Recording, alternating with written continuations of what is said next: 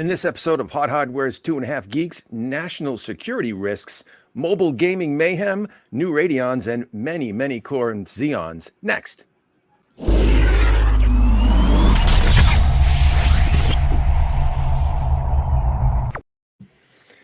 Welcome back. Happy Friday as well, brothers and sisters.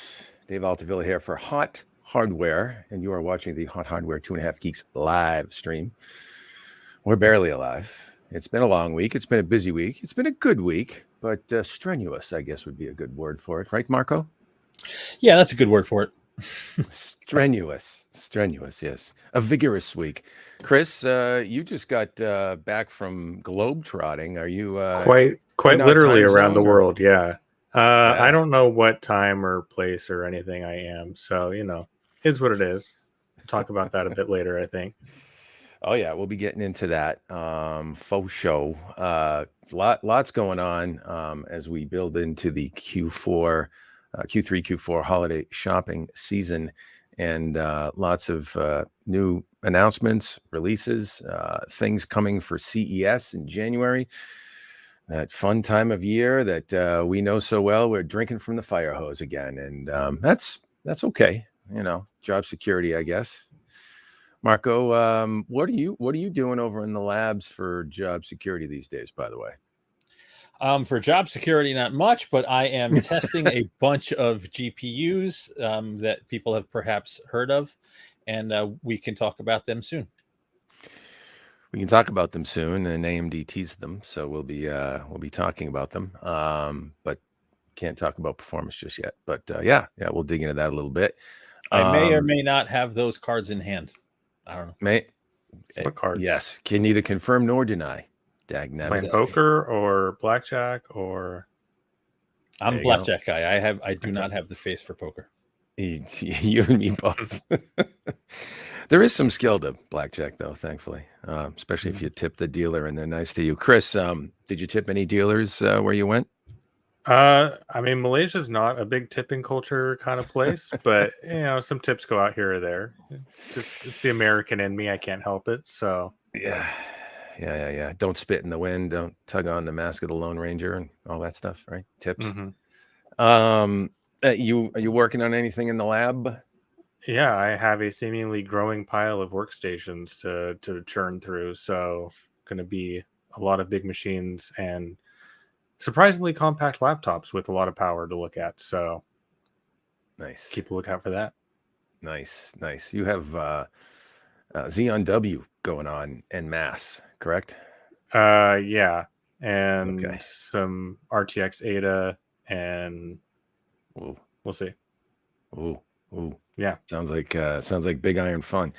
Well, that's good. That's good stuff. The Xeon W platform is definitely an interesting beast for workstation folk, or for super enthusiasts that just want a whole lot of cores to throw at it.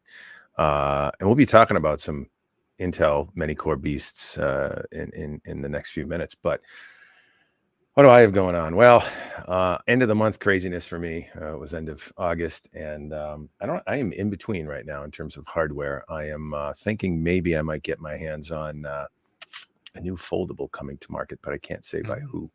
'Tis under wraps. There's Can you all say the kinds size? I mean, Or is it? Yeah. Well, I guess smartphone or laptop. Oh yeah. I'd say it's one that you can put in your pocket. How's that? Okay. That's the only hint I can give you. But yeah, so lots of stuff going on, and man, we've been trying to hit these 1 o'clock slots on Fridays, but it's been busy lately, so we've missed a couple here and there.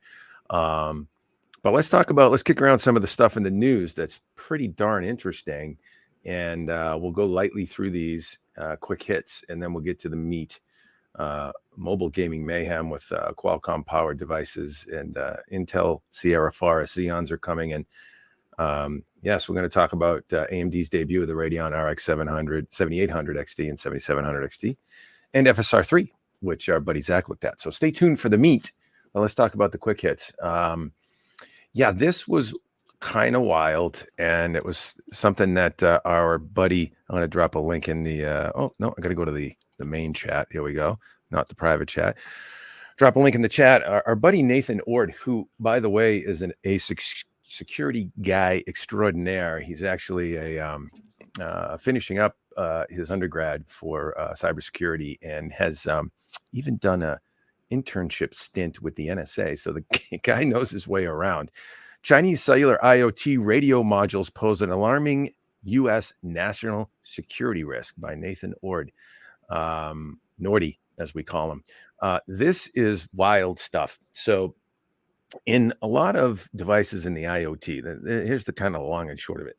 A lot of devices in the IoT that need cellular connectivity, whether it be 4G LTE or 5G connectivity, have these radio modules. And the modules aren't built by, say, like a Qualcomm or somebody like that. They have a lot of times, modems from Qualcomm on them, but they're built by third-party manufacturers. They are assembled with a controller. They have a modem front end, of course, and then some antenna, equipment, RF stuff, and they oftentimes look like that right there on the screen. But they're manufactured from different manufacturers, both here in the U.S. and over in China.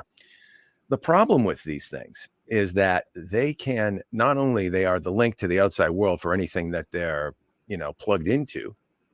This is a home IoT device, not necessarily a modem in there, but could be. But they're all over the place, from police and fire security systems to public utility systems, and other government systems. So really, critical infrastructure. They're in automobiles. Thank you, Chris, for that cue with the Tesla there, or whatever that is. Automotive industry has them. So there are lots of places where cellular connectivity is required in the field, and these modems are in there, and the modules are in there, and they can not only snoop the data because they're shipping and sending the data, right? Shipping and receiving the data, but they can actually completely disable the host system. So we learned this through some contacts we have in the industry, these wireless module manufacturers.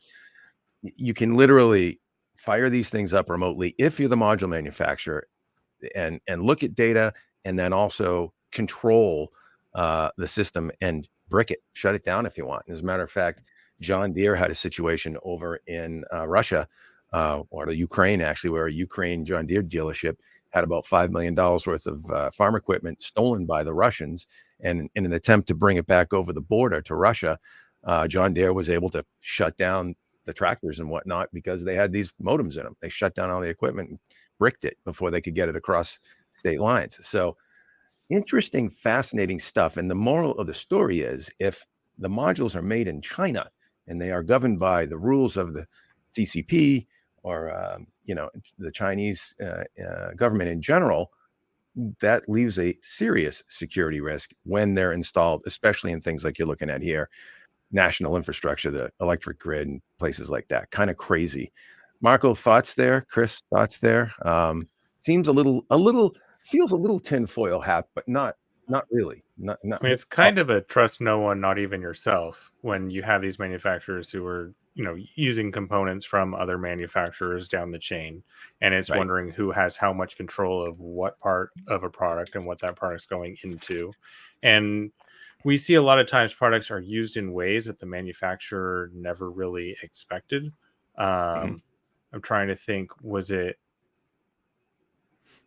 Qualcomm that ended up with chips on one of the Mars rovers or something, that Qualcomm didn't necessarily know that was what was being done with them? And it may not be Qualcomm, don't take that too strictly, but it ended up in this use case that wasn't expected. It worked in that case, but then you apply that to a situation where you need high levels of security while also combining that with the government's drive to contract with the lowest bidder, and things can get very concerning very, very quickly.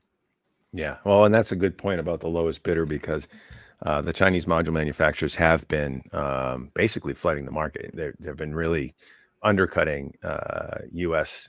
competitors. Marco, any thoughts there?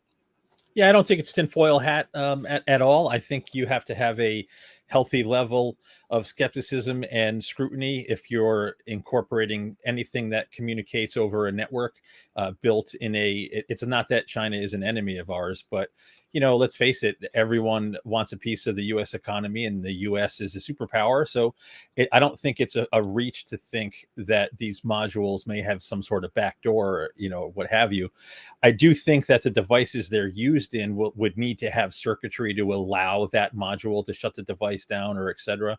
Snooping on data is very possible, because it all has to pass through this module, but additional control, the device manufacturer would have to built that into the device to allow the module to do that.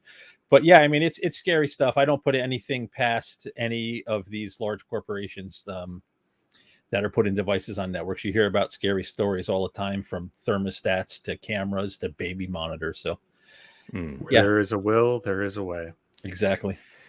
Yeah, we won't stay on the topic too much, but the long and short of it is that the FCC, chairwoman of the FCC, actually wrote a letter to Congress, and this is the next family of items they're looking to put a ban on for Chinese manufactured devices, these radio modules. So just like some of the networking equipment that we have here in the U.S. that's been banned from Huawei and others, these types of devices could fall on that list.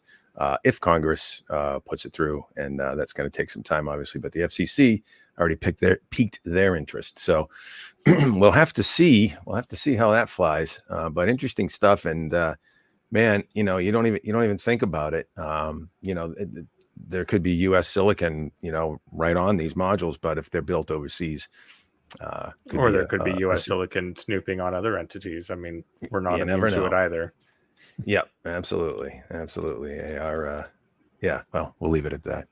Anyways, I'm not sure if you ever want to go snooping on this, but this was kind of a cool proof of concept that Intel put forth this week at Hot Chips.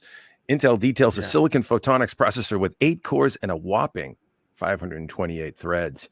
8 cores and 528 threads. How does that math work? 66 threads per core. Yeah. So this is kind of a wild chip. It's not your typical CPU, obviously.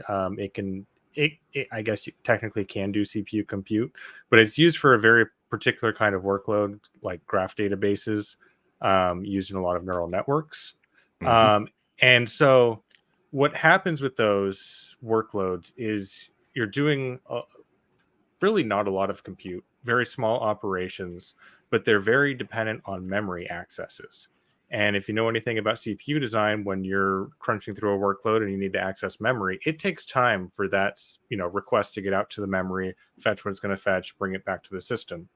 So because, the graph databases are so intense with those memory needs, what they've figured with this design is, okay, we can put more threads in the operation so that we can keep more little chunks chewing through and processing bit by bit while it's doing its 2-3 operations and then waiting for memory. We'll just queue up another one and another one and another one, and it can be parallelized so much that you can throw 66 threads in the core and it can run pretty much linear scaling with that. So very, very interesting chips. Yeah, and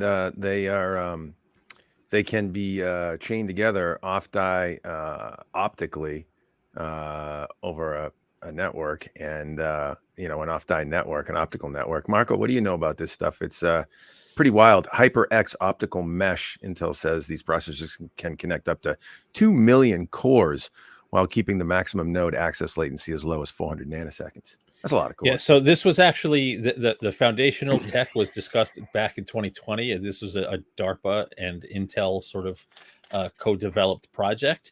I don't know much about it. It seems pretty wild. Now, the chips are RISC-based. This is not the same x86 cores that you see on, laptops or desktops. This is completely new architecture, everything completely new, experimental kind of thing, trying to address very specific needs for, situations that DARPA has presented to Intel. But it just seems wild. If you have a massively parallel workloads that are relatively simple tasks per thread, to be able to cram that many threads into an 8-core chip to essentially keep it fully utilized and process all those workloads, pretty crazy. it's this is not a perfect analogy, but it's sort of GPU-ish, where you have these much smaller, less capable cores but there's thousands of them in a GPU, and it's able to handle certain workloads much better than a big CPU. So it's just cool stuff. This is the kind of development you got to really read into to learn the nuance of it, but cool stuff to see. Yeah. And not that it was live, but cool to see Intel talking about it publicly at Hot Chips. Yeah. And the photonics networking part of it is largely a push to reduce the access latency. So they say up here, up to 2 million cores while keeping the node access latency, worst case scenario, under 400 nanoseconds, which is really, really quick. Yep. Yeah, no, it's cool stuff. And so chip to chip and rack to rack, optical interconnect. So wild stuff. And now being pioneered by Intel. So we'll move on to something else Intel real quick, and I'll drop this in as well. Our good buddy Zach went and tested the Intel Arc graphics update and PresentMon. He makes Intel said, Zach said Intel is making huge strides, quote unquote, and some really nice gains in performance, and this new feature PresentMon that lets you look at how your frames are coming through. Marco, why don't you tease us on that one? Yeah, so PresentMon's not new. PresentMon, it's the GPU busy piece of data that PresentMon can present. Right. PresentMon's actually the foundation of lots of apps like CapFrameX that look into your system and can give you frame times and lots of data regarding how a game is rendered on your system. So there's kind of two parts to this story, really interesting. So first, there's this new PresentMon beta that Intel launched that presents this GPU busy data, and what this was designed to do was to allow people to see what's holding back their system's game performance. So if you're CPU limited or GPU limited, sometimes it's hard to really specify where you're getting hit. The GPU busy, if there's a big gap between CPU busy and your GPU workload, you're CPU limited. So it's all part of Intel's recent marketing campaign to have a balanced build or a balanced system. If you're looking to upgrade and you see your CPU limited, perhaps you need a more powerful CPU. If your GPU is holding you back, you want to have to upgrade your GPU. But the second part to the story are some big advancements with Intel's drivers. And Intel has essentially re-architected the DirectX portion of their drivers to allow for much lower CPU overhead and better throughput for older versions of DirectX, like DX9, DX11, etc. And they've continually optimized DX12 as well. And what Zach's testing showed is, Intel has huge gains in performance relative to the launch driver across a variety of games. And games like CS:GO, where frame pacing wasn't great and performance wasn't ideal at launch, it's way better now. So lots of software advances and fixes, improvements, etc. from Intel for Arc. Cool. Yeah, good stuff. I guess that's kind of the moral of the story here with respect to Intel and their Arc graphics division, Intel Graphics.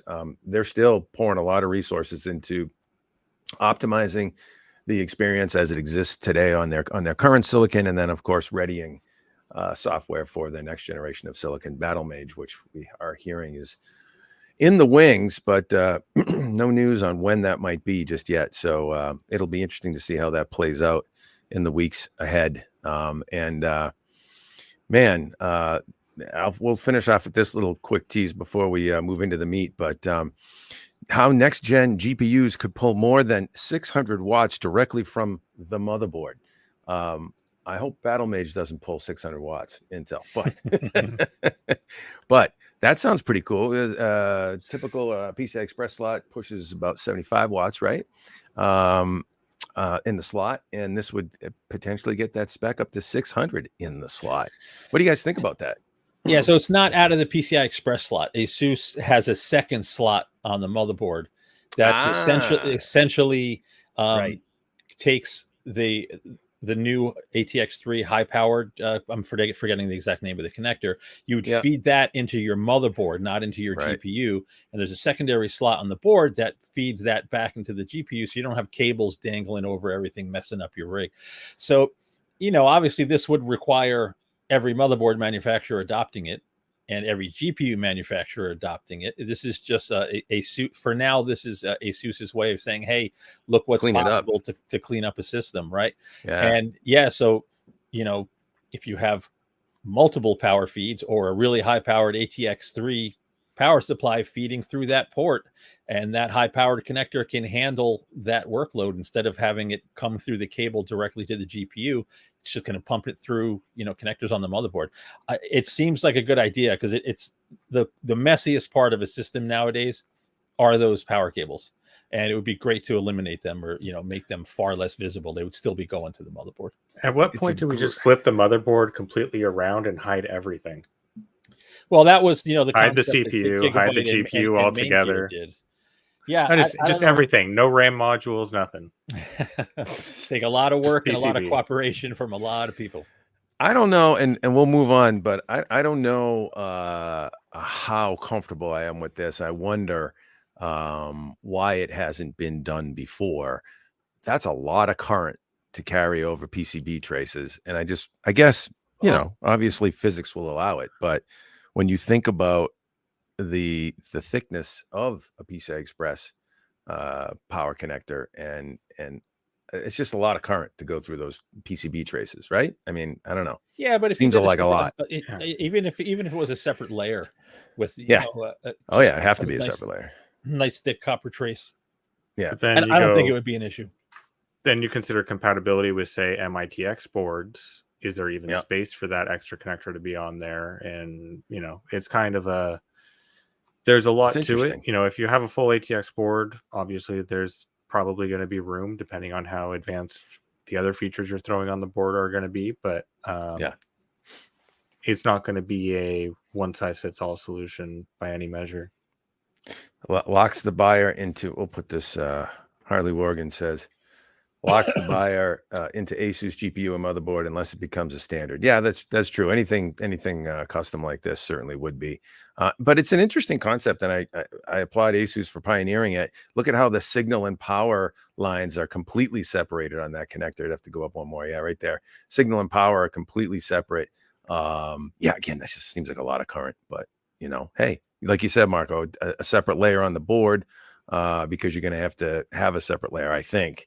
It must add some serious cost, I think, to the motherboard, or not, maybe not serious, but at least a layer of PCB. And because you got to keep the signal integrity on that kind of juice. So it's wild. And you're going to introduce a little bit of signal disruption anytime you're making a contact, because it's not going to be a perfect connection by any measure.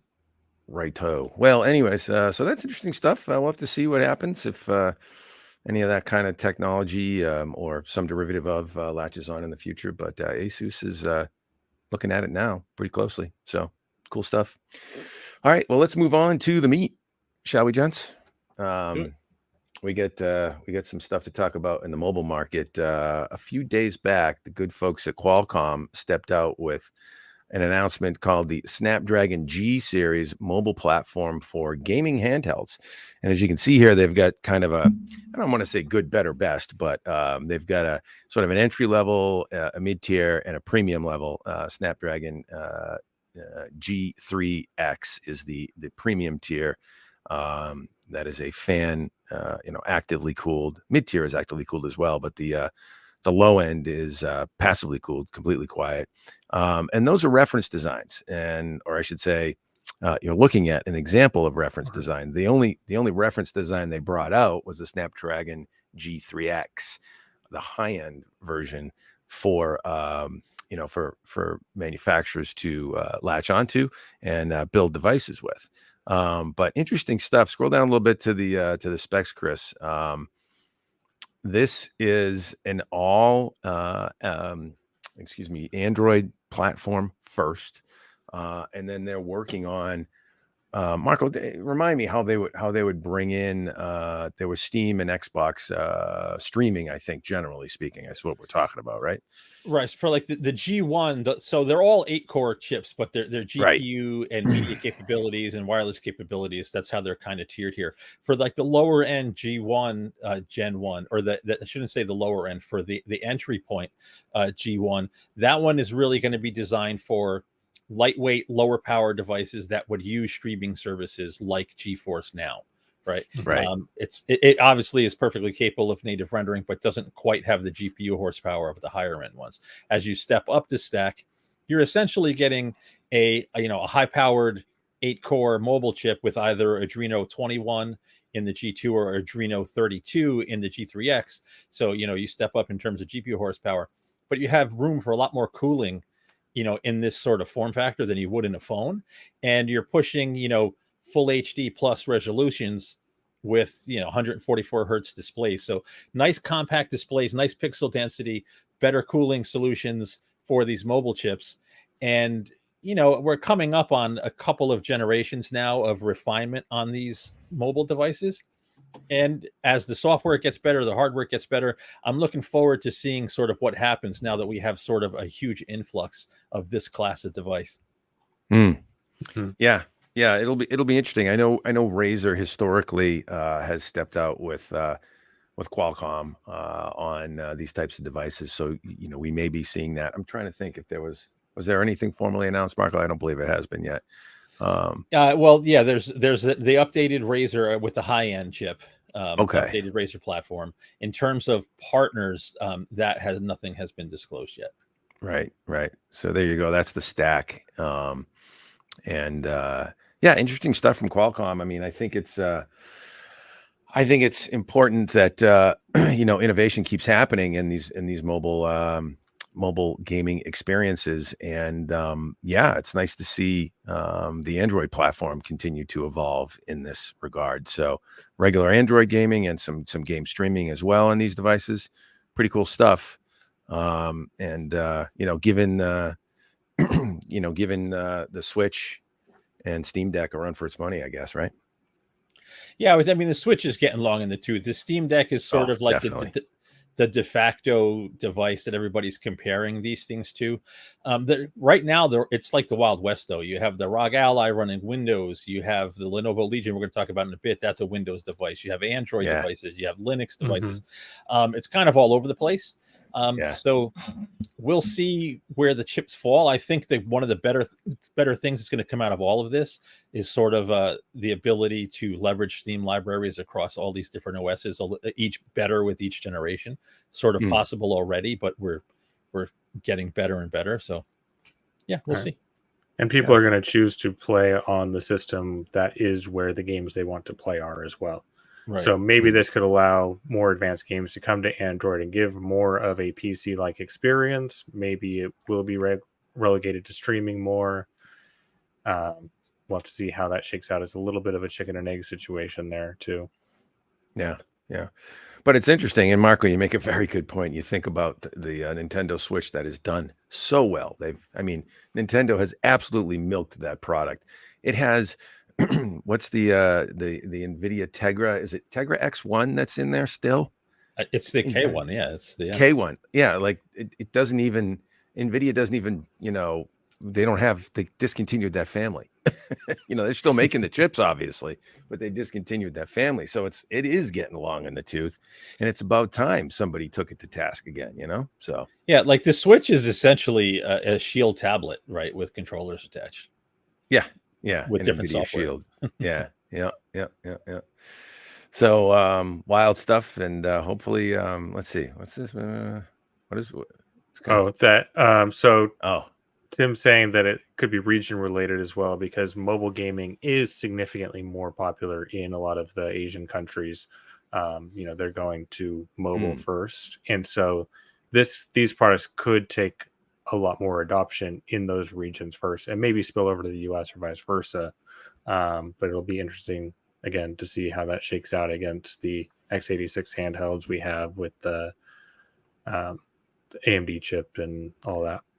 Right. And then you can see here gen on gen performance between Snapdragon G3X Gen 1, and then this is G3X Gen 2.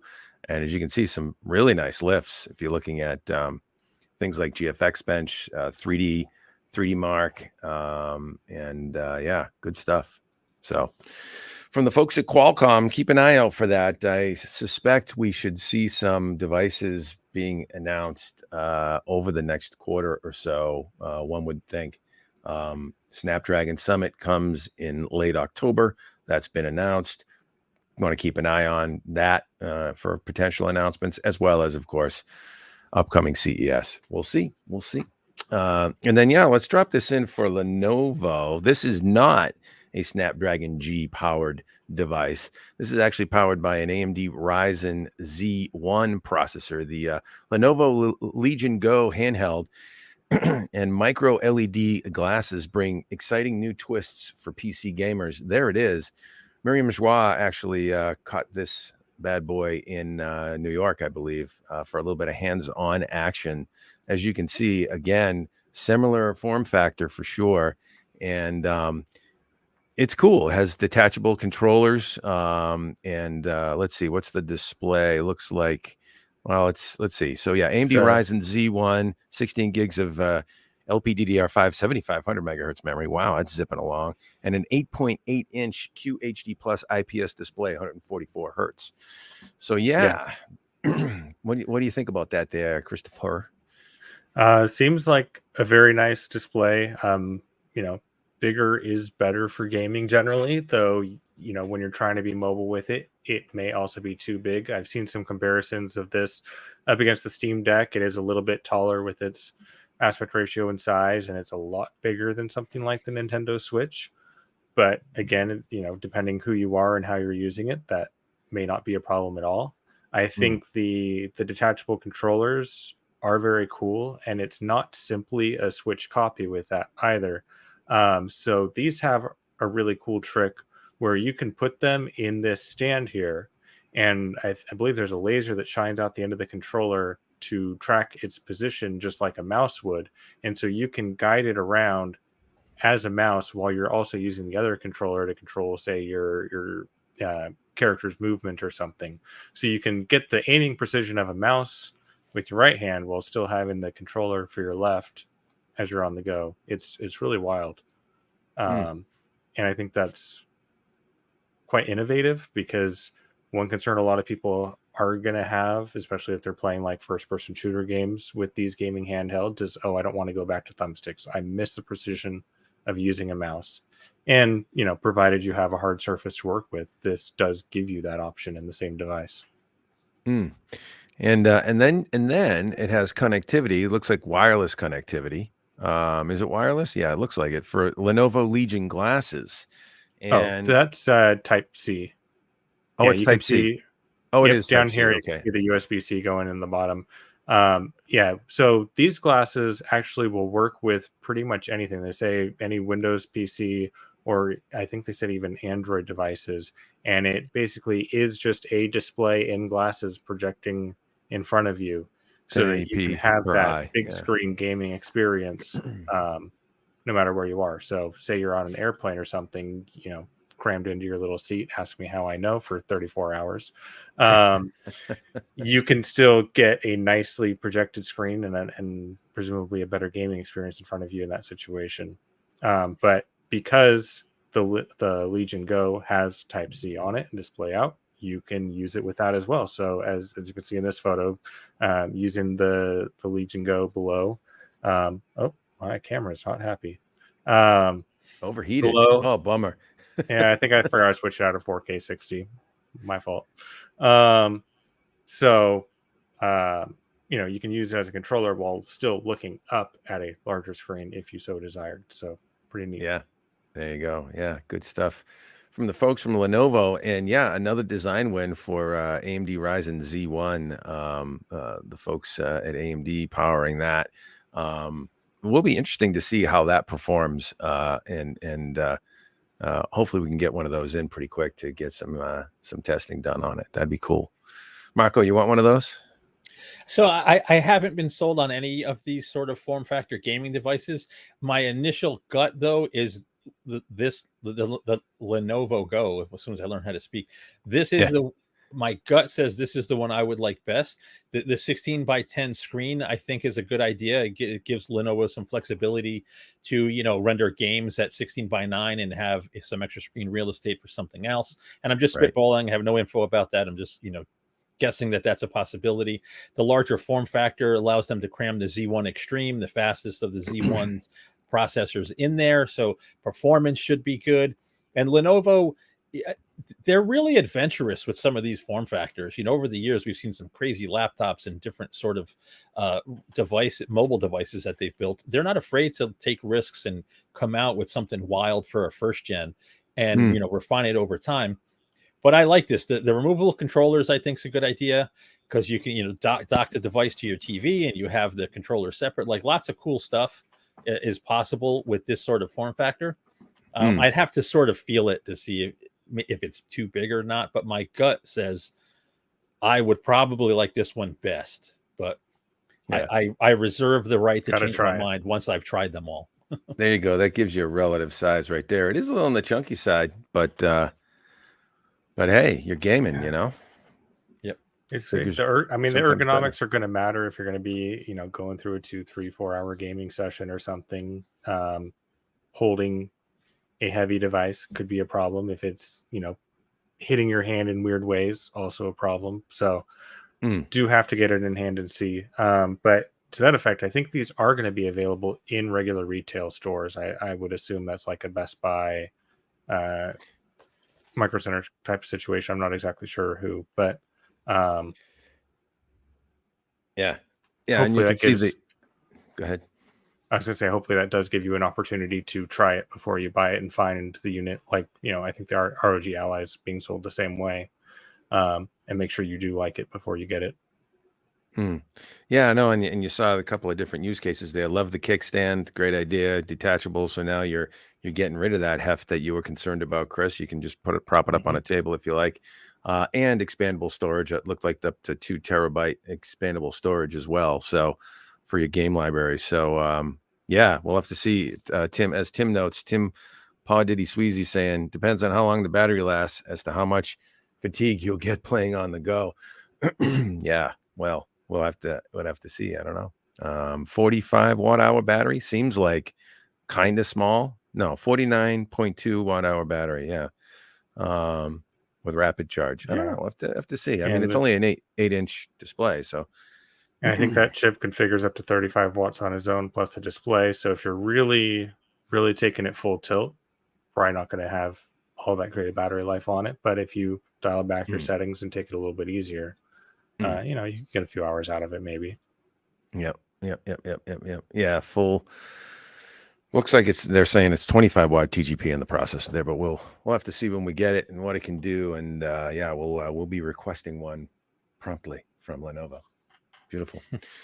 The Lenovo Legion Go handheld. Well, let's move on to some bigger iron stuff. Let's talk about something from Intel again, and then we'll kick into Marco's graphics extraordinaire with the Radeons we'll save for last. But Intel detailed Sierra Forest. Now, they've teased this in the past, but they gave us a little bit more detail this time. Intel detailed Sierra Forest many-core Xeons for maximum core density in the cloud. There's a die map of it right there. And this is a very interesting processor architecture for Intel. It is an all E-core design, Sierra Forest is, and they're up to 144 cores on a chip. So really scaled down the size. I want to say the cores themselves are built on Intel 3, and then there's an interconnect. It is a chiplet type design, an IO chiplet interconnect that is built on Intel 7, if I got that right, Marco. I know the compute chips are Intel 3. And scalability to 1 to 2 socket servers for the E-core design, and 12 channels of DDR memory. Looks like, let's see, 144 lanes of PCI Express 5.0. No, 136 lanes of PCI Express 5. And 6 CXL lanes, so 144 lanes total. So really just super scaled out chip with lots of efficiency cores to throw at cloud workloads that need lots of core resources. And they're e-cores, so they are not hyper-threaded or multi-threaded. They are Well, single thread. We don't know that yet. We don't know that yet. I mean, you would have to assume they're e-cores, but it's not the same e-core that we have now. True. All right, fair enough. Okay. That was something that Zach and I were spitballing. Like, it's most likely not hyper-threaded, right? But we really don't know. Like, that could be something Intel's keeping close to the vest because this is a new e-core design.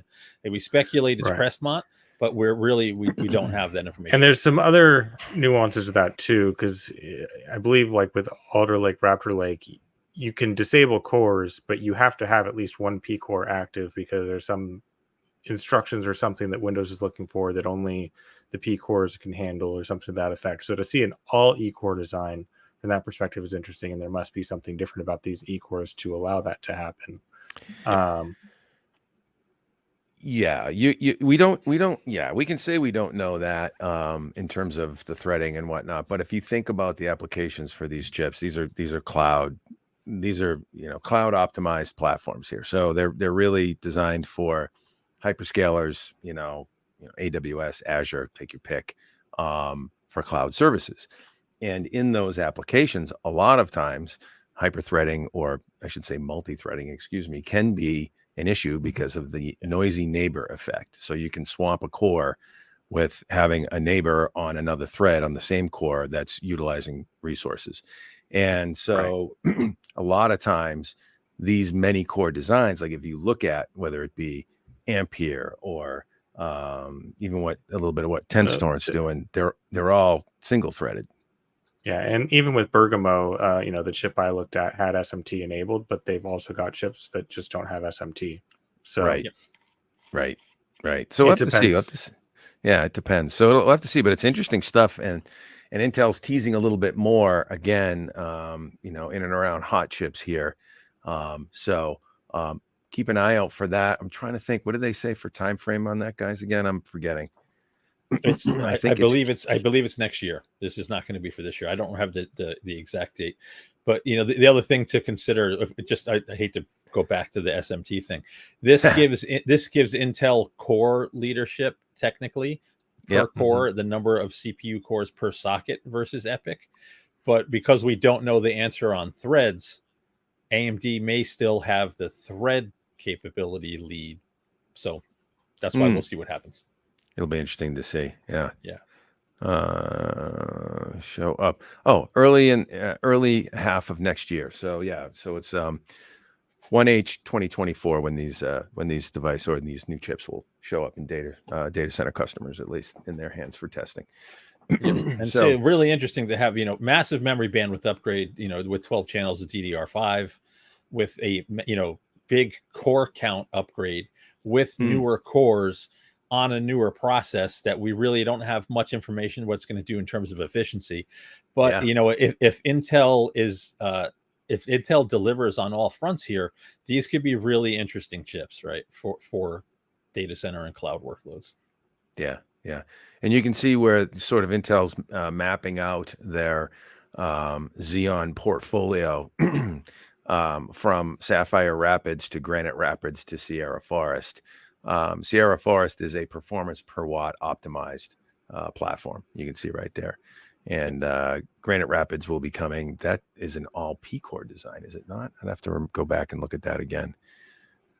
But anyway, I do find it interesting that the top of Sapphire Rapids on the performance per thread axis is right about the same as Sierra Forest. So I don't know how much we should read into that, but it'd be very, very impressive if the E-cores in Sierra Forest can match the Xeon, the Sapphire Rapids P cores.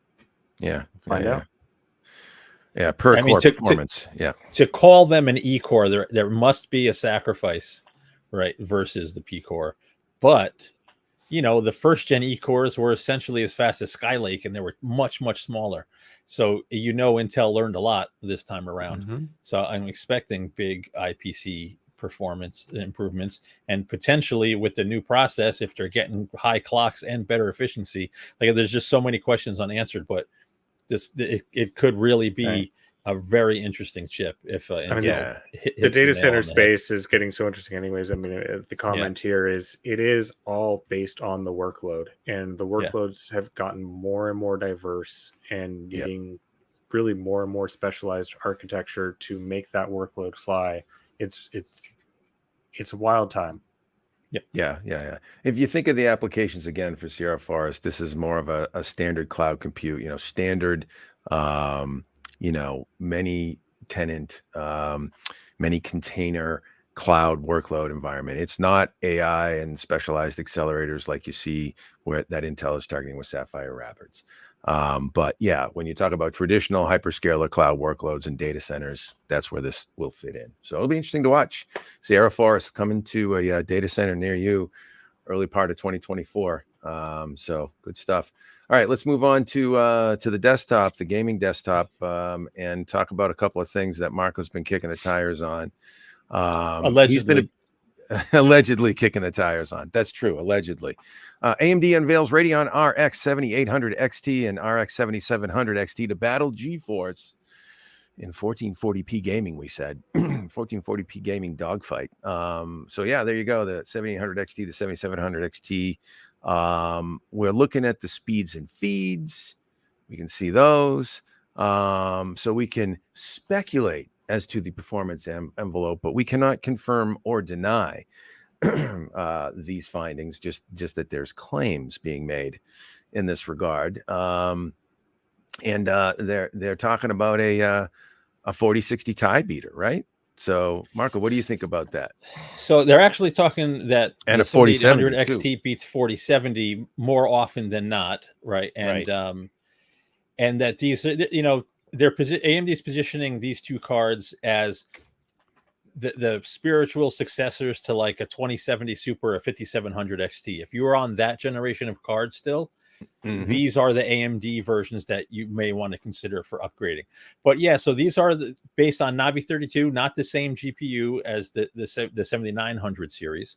It is a scaled back chip, and the 7800 XT is 60 unified cores, whereas the 7700 XT is 54 unified cores.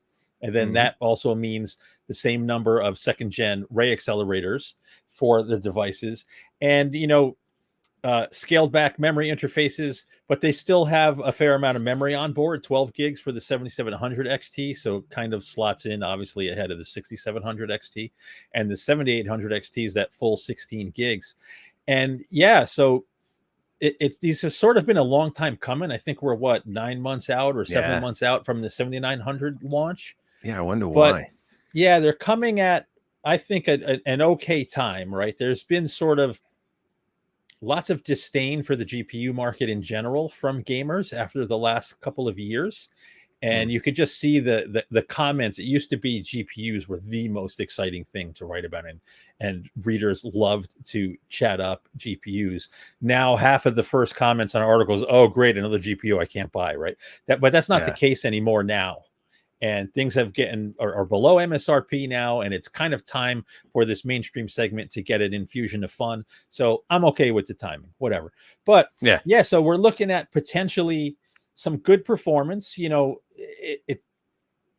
you say, 4060 Ti, 4070 beater, what you got to remember is like a 4070 Ti, that one notch above was beating a 3090 Ti. So these are fast GPUs, right? We're just spoiled now.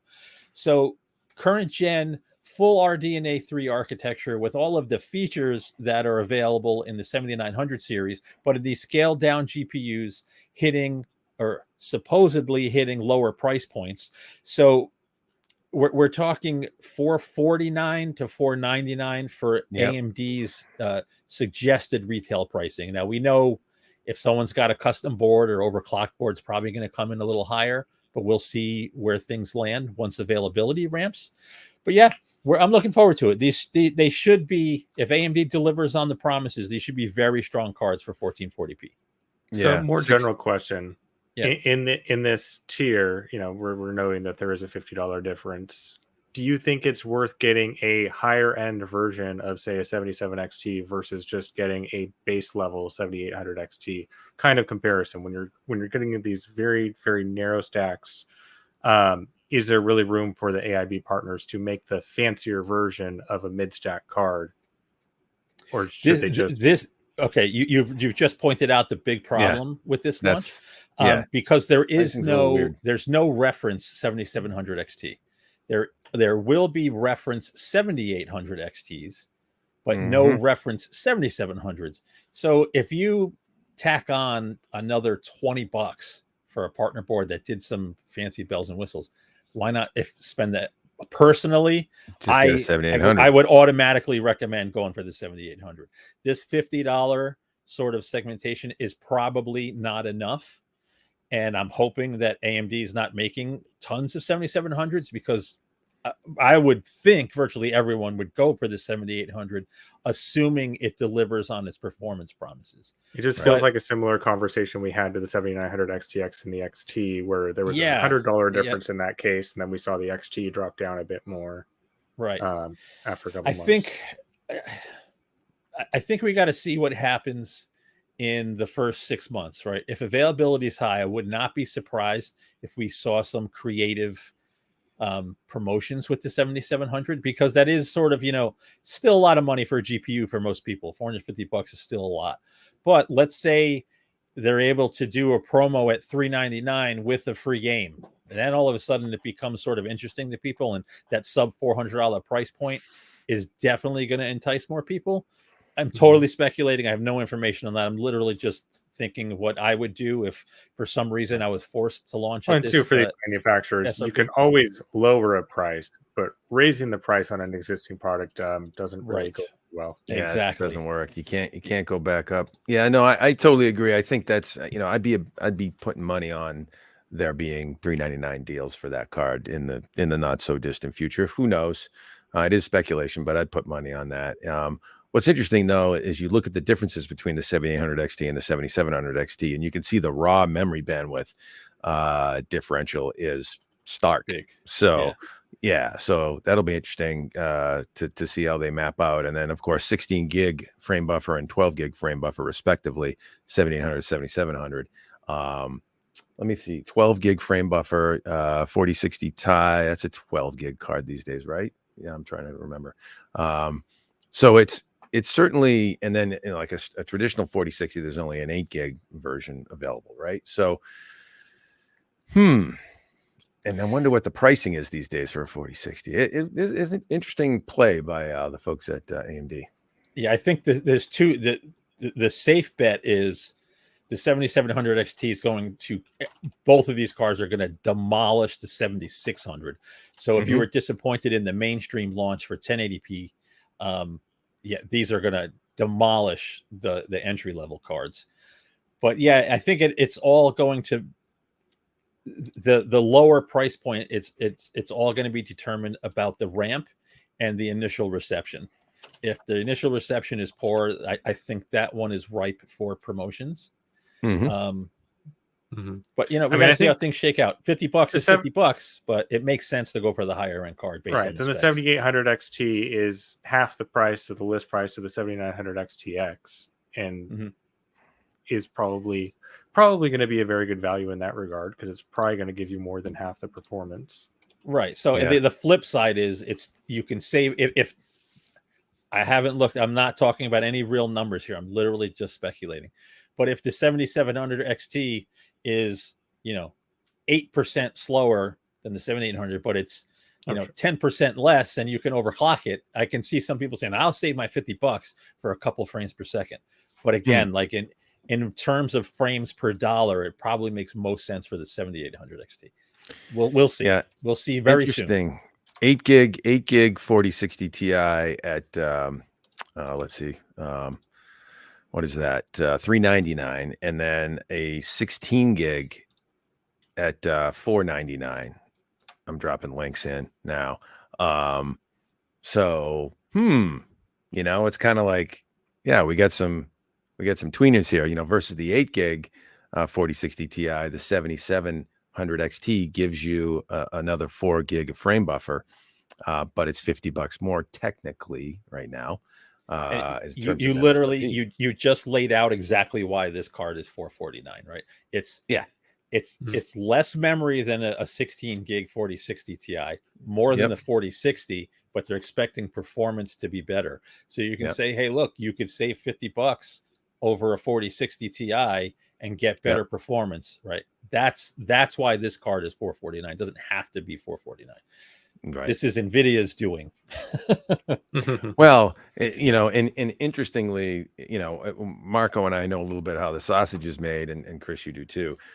We didn't hear about pricing until like the 11th minute before we went live with this announcement. So AMD was keeping things close to the vest, and good for them. But yeah, they'll have to, now we'll have to see here in the holiday shopping season coming up how these GPU juggernauts deal with the pricing situation and whether or not they limbo a little bit more. That'll be nice, right?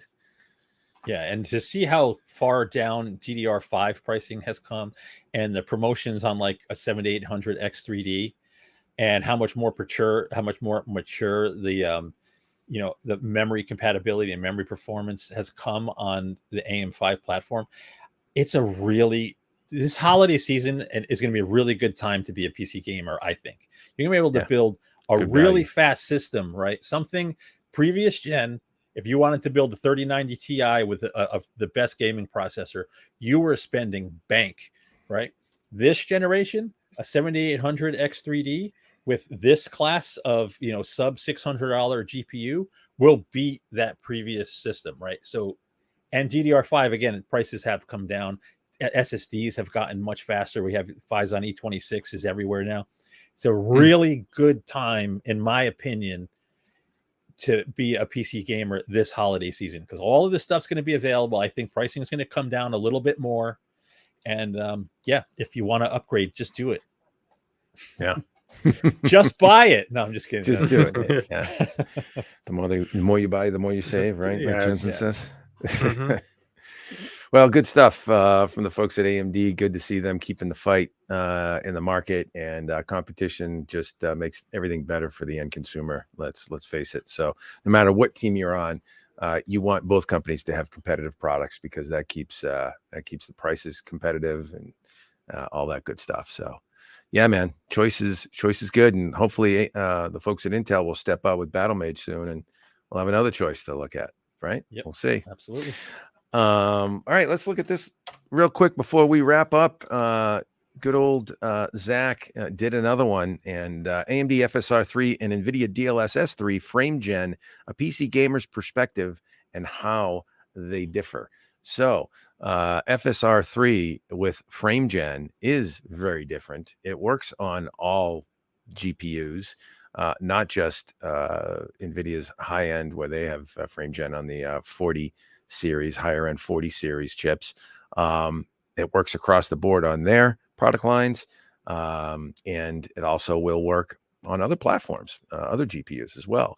So Zach did a little bit of A/B comparison here, and looked at it a little bit more closely. Check out that article if you get a chance. Zach does a real good job of unpacking it. Marco, why don't you give us the short 30-second elevator pitch on this, and we'll close it out for today. Sure. Short 30-second elevator pitch is the first two games are coming. It's going to be Forspoken and Immortals of Avium. I think I'm pronouncing that right. And yeah, so built in, FSR3 with fluid motion frames is the phrasing AMD is using for frame generation. Mm-hmm. And yeah, so if your GPU is powerful enough to provide a playable frame rate, right, in a given game, and it has resources available to be leveraged to generate frames, should work, right? This is going to be, a GPU agnostic. Technically, it's going to go back. I think I heard chatter that like the 5700 series is sort of where you start to get a good experience, and you have to get newer like Radeon 6000 series, and of course the latest ones will be better. But yeah, I think AMD as they typically do is they're trying to come out with a competitor to DLSS that's not locked in to specific hardware, right? So A More game open. developer can introduce it, and it works on a wide range of GPUs. When you're not locked in like that, typically there will be some sacrifices in terms of image quality or what have you. We'll see. We haven't tested it. We can't say for certain, but that's typically how it goes. But those sacrifices are often small enough that it's acceptable to gamers. So FSR3 has been a long time coming. It's about to hit in a couple of games, and obviously support, I think, will pick up rather quickly because it is going to be supported across any GPU. So yeah, that's the gist. Yeah, and AMD actually noted that min spec on their legacy cards, legacy GPUs, min spec is about a Radeon RX 5700. So goes back quite a ways, and lower end power and to run the technology. So that's impressive. What's going to be critical here, obviously, is game dev adoption, right? If this technology is easy enough to implement for the game dev, and it gets widely adopted, as you can see, there's 36912, a dozen titles here. You need more than a dozen titles, but at least there's some future support coming, and we'll see how it takes off. Chris, what are your thoughts on this? And then we'll wrap it up.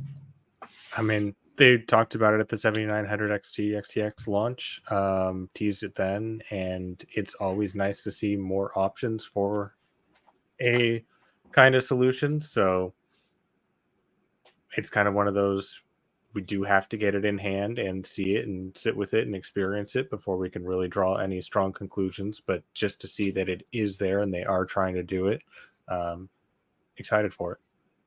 Fluid motion frames doesn't exactly roll off the tongue. What are you going to say? I think if you're holding on to a mainstream previous gen GPU in the hopes that FSR3 and fluid motion frames is going to smooth out some games, I think you can be cautiously optimistic, but temper your expectations, because all of these latest games are going to hammer on those old GPUs, and they'll probably be fully utilized and not have much room to generate frames. Right. But see what happens. Yeah, we'll have to see. We'll have to see when we get it. So yeah, but always good to make some intelligent guesses. 50 Shades of Beige says Forspoken, LOL. I don't know. I got nothing against that game. Do you? It is what it is.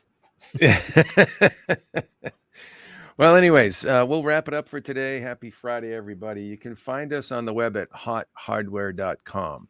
That's where you should look for us, where you'll find all these articles that we talked about today, and lots of daily and weekly tech coverage, both PC, mobile, and otherwise. Data center, too. Hothardware.com, twitter.com/hothardware, youtube.com/hothardware. Hit thumbs up and subscribe, please, so you get notified when we go streaming. We try and go Fridays at 1 p.m. now. We figured that's a little bit more festive time slot for folks. And hopefully we'll see you here next week as well. In the meantime, we thank you for stopping by.